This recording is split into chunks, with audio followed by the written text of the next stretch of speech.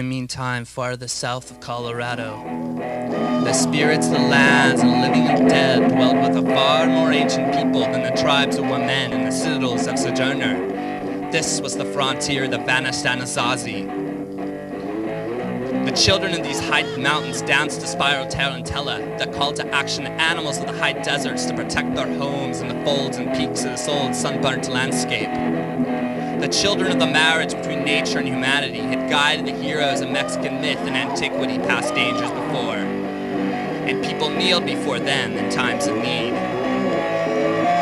This was one of those times of need. For in the land of the vanished Anasazi dwelt the 7 golden cities of Cibola, and in the splendor of their Mauritanian towers lived the defenders of his land and his people, now threatened by a new threat from the east, the Lone Star Empire, Texas.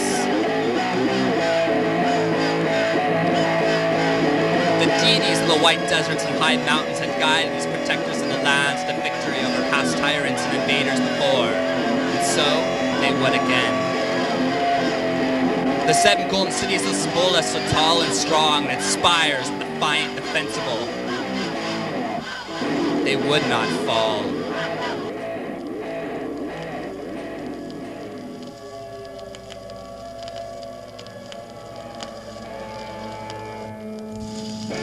In one of the 7 cities, where the vortex of a storm raged overhead at Spires, there was a direct line between the events of nature and humanity. Here controversy resided and had recently blown in from the Lone Star East.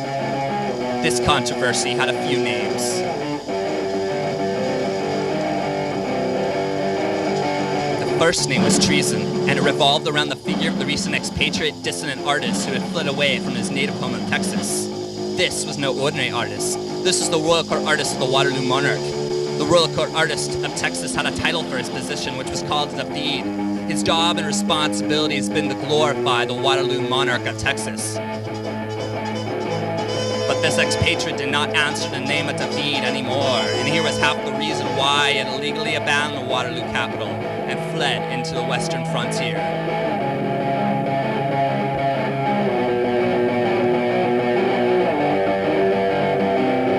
His name was Shiloh Mackenzie, a young man with talent to burn who was more rock and roller than Rococo state worshipper.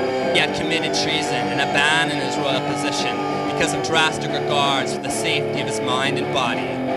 With calculated animal action, he had forced the very Countess of Texarkana at knife point to help him escape the political maneuverings of the Galilean Ultras, as even more and more sacrificial blood had been poured at the feet of the god state of Texas. Earlier in those dark days of political assassinations, Shiloh had been more bold and led underground movements of radical information to be passed along to the subjects of Texas. The last straw in the eyes of the censors of the Galilean Ultras had been the private portrait he had done comparing the tricolor of the William Robert Kings of Texas to the unpopular image of a California president from classic America.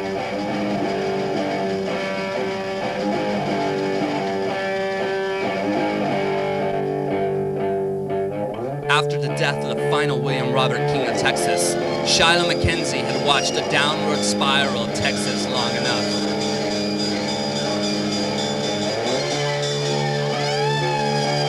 He relinquished his position as David and became a fugitive in the 7 golden cities of Cibola. He had trusted himself to the emptiness of fate. Shiloh could trace the Valley of Darkness as home of Mexican Tejas, a descendant in history.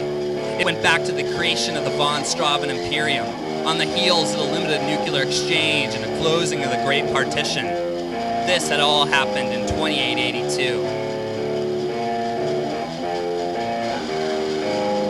In the year 2882, Neo-American prints were in my home too. Shiloh recalled the rise of the Galilean Ultras circa 2882. They had taken over the once ceremonial kings of Tejas and turned them into the dynastic line of the autocratic William Robert Kings. These kings had come to absolutist heads of a Bonapartist-style religion of bureaucrats, royally designed the gardens of Austin to rule the Waterloo court as emperors of empire. The state of Texas, no longer called Mexican Tejas, was seen as was the throne that God sat down upon. The state became a symbol of worship. State worship began in Texas. It was a lusty affair of sacrifice. The Lone Star was the symbol of a greatness inside the Texas masses, and Hegelian propaganda hammered the ideas of a spirit of the people into all their dreams.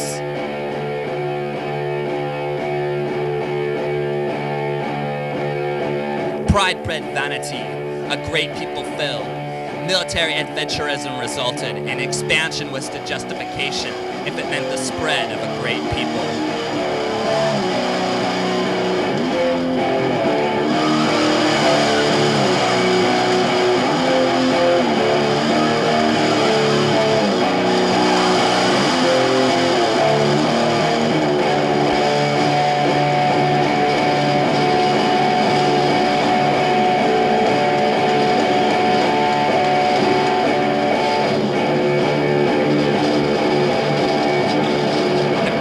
Splintered lands of Americas were led to a fateful mission to rebuild a united America with all the prestige that had gone along with the classical predecessor, Pax Americana. All of this had created a nightmare of American revivalism, a gross distortion of history. It was blind nostalgia, surrounding inaccuracies, stereotypical associations, and the dreaded G-word, Golden Age America. If I see another neo-American print, I swear to the heavens I will take a shit. Shiloh had not wanted to stay around Texas to see it rebuild its own misconstrued version of classical America. He'd seen it on TV. Shiloh wisely knew he could not stay in the 7 cities very long. He had not meant this to be his final stop.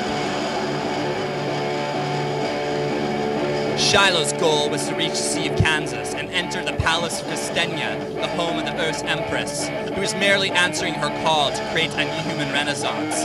This was a celebration of the new moon of the planet, Ceres, the season bringer. Shiloh Mackenzie knew that if he was going to violate incorporated law, he needed the best ride imaginable to the Sea of Kansas and the Palace of Christenia.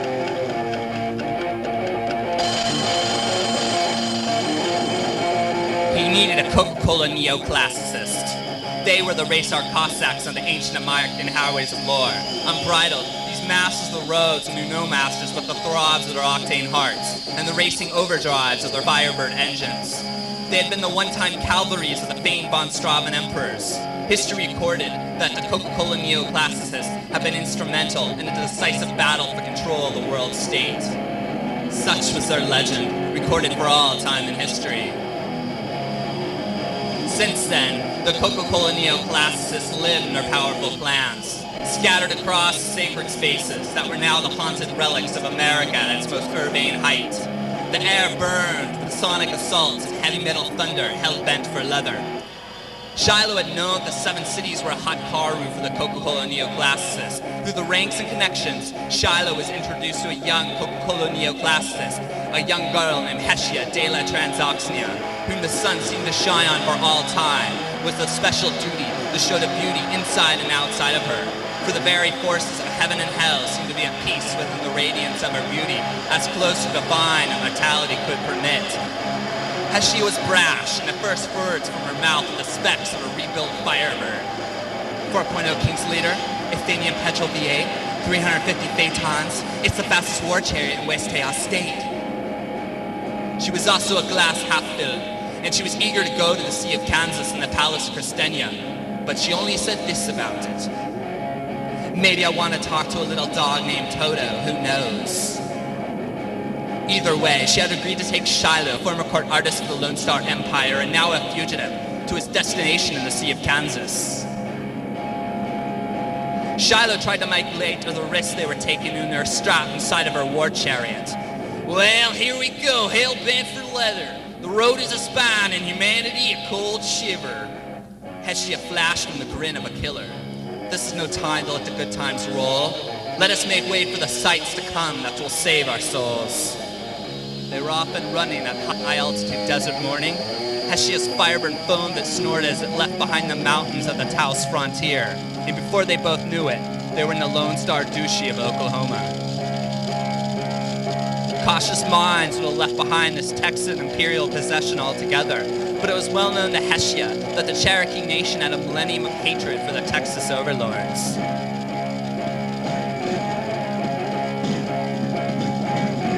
The two highway travelers on board an antiquity Firebird made their way into the Oklahoma land where armed camps and enemies faced off against each other. These enemies were the Indian nations, resurrected 1,000 years ago at the start of America's Common Realm period. Their enemies on the upswing were the suburban fortresses built only recently during the spread of American revivalism.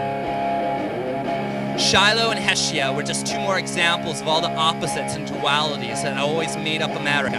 A look inside their minds said that much. Shiloh looked at Hestia and saw what everyone else saw. One of the most beautiful women in the whole world, and a face that set 1,000 engines to wail. He told himself he would try to paint a picture of her in a nude once they arrived in the Palace of Christenia, and he laughed inwardly at the childhood fable that anyone who saw a Coca-Cola neoclassicist in a nude was torn to bits by the hounds of hell. Hestia looked at Shiloh and saw what everyone saw in the nobility of Texas. Aristocrats with powdered pink wigs having sex in the royal gardens of the Waterloo capital. No matter his reasons for leaving behind the frolicking decadence of his royal upbringing, and no matter his good intentions to join the eternal renaissance in the Palace of Christenia, he was still accountable for the Lone Star Empire's destruction of her home city on the banks of the Mississippi River, the last symbol of Earth's 1,000-year golden age. They both were gone now, everything golden that had once been touched by the sun.